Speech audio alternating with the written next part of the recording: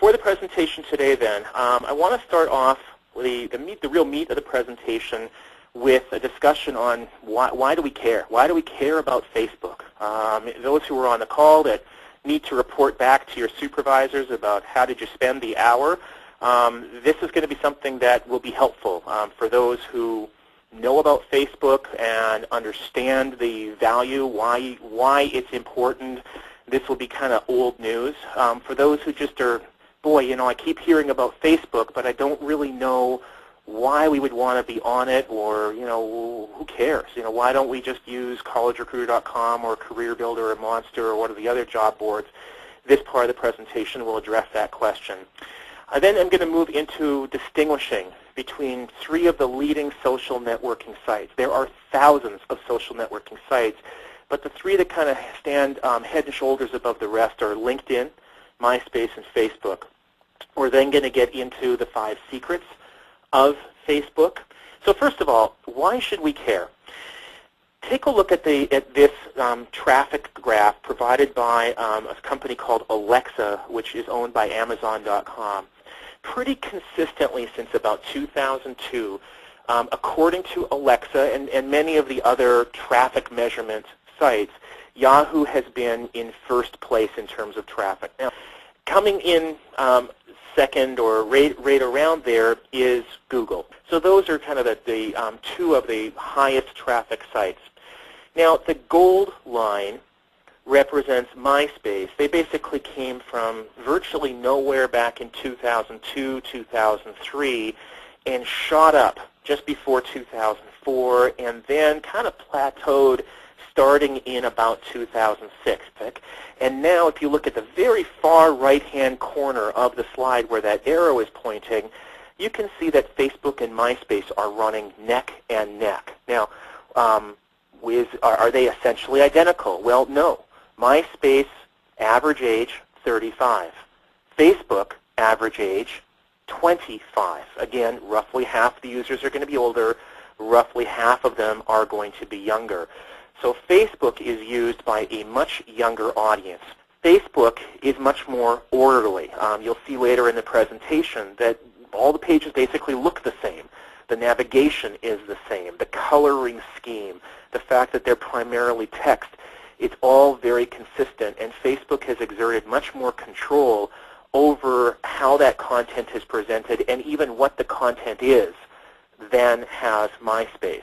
And if you're struggling to find the candidates through the job boards and your boss is wondering why you're on this presentation today, this is why. It's because the job boards, comparatively speaking, are losing traffic, where, again, traffic is up in terms of total numbers, but our slice of the pie is getting smaller and smaller as that pie expands. MySpace and Facebook are getting bigger and bigger slices of an ever-expanding pie.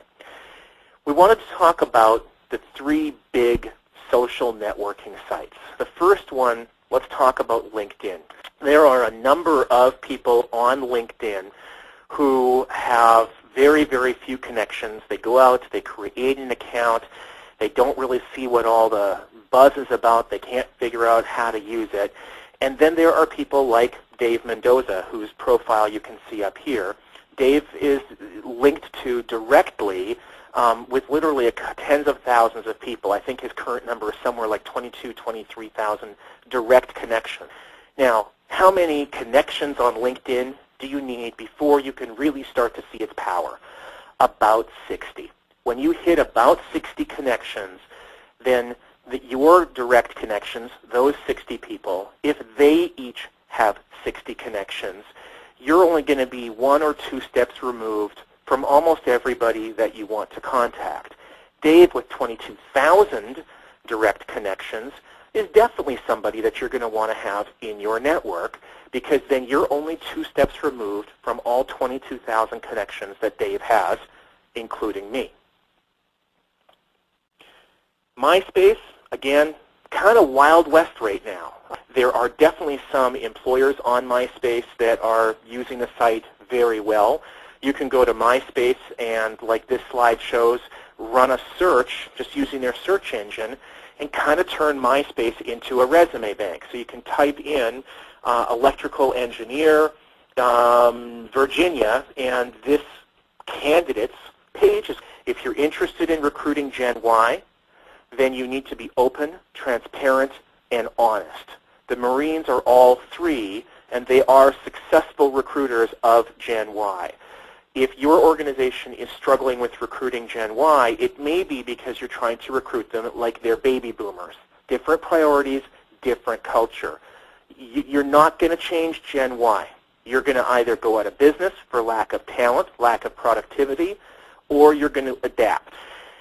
What Ernst & Young did is that they and Facebook collaborated, and Ernst & Young paid big bucks to have this page that would be there to promote their career opportunities.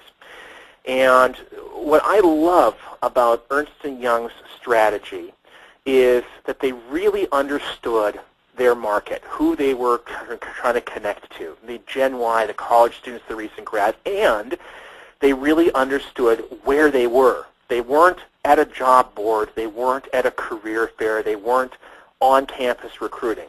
The message and how that message was communicated needed to be different, and they made it different. They did it very successfully.